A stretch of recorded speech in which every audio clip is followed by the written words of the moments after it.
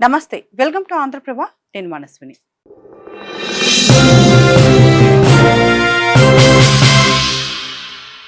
ఒక తల్లి కళ్ళల్లో ఇంకా ఆశ ఉంది.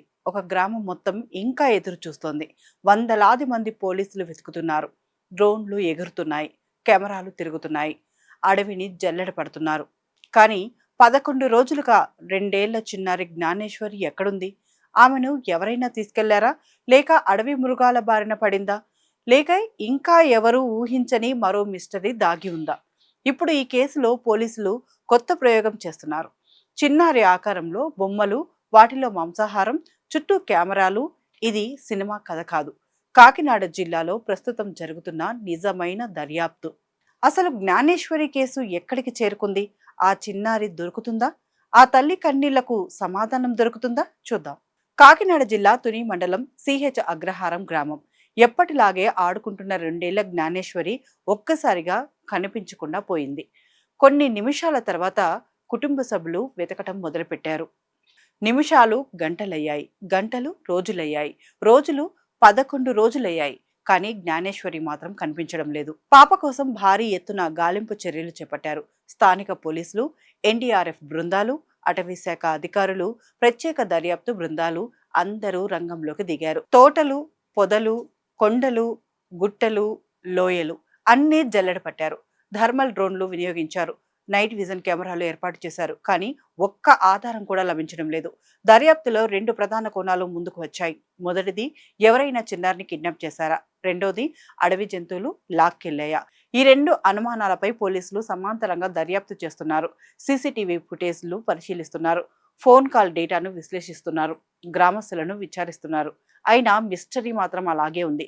ఈ కేసులో అత్యంత కీలకంగా భావించిన ఒక ఆధారం జ్ఞానేశ్వరి కుటుంబం పెంచుకున్న కుక్క.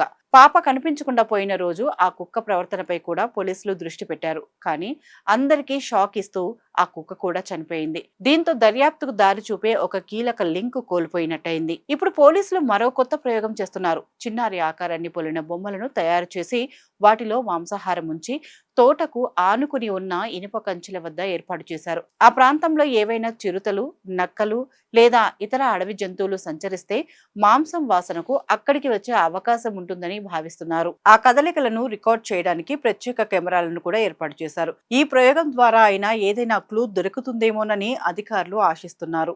కానీ రోజులు గడుస్తున్న కొద్దీ ప్రజల్లో ఆందోళన పెరుగుతోంది. పాప ఎక్కడుంది? బతికే ఉందా? ఏమైంది అనే ప్రశ్నలు ప్రతి ఒక్కరిని వెంటాడుతున్నాయి. గ్రామంలో విషాద ఛాయలు అలుముకున్నాయి. ఒకసారి ఆ తల్లి మనసు ఊహించండి. 11 రోజులుగా ప్రతి అడుగులో, ప్రతి శబ్దంలో, ప్రతి ఫోన్ కాల్లో నా పాప దొరికిందేమో అని ఎదురు చూస్తోంది. ప్రతి సైరన్ శబ్దం వినిపించినా, ప్రతి వాహనం ఇంటి ముందు ఆగినా ఆమె కళ్ళల్లో ఒక ఆశ మెరుస్తోంది. కానీ ఆ ఆశకు ఇంకా సమాధానం రాలేదు. జ్ఞానేశ్వరి కేసు ఇప్పుడు ఆంధ్రప్రదేశ్ మొత్తాన్ని కలవరపెడుతోంది.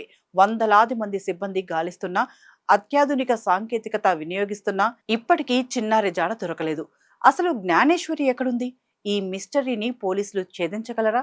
ఆ తల్లి కన్నీళ్లకు సమాధానం దొరుకుతుందా?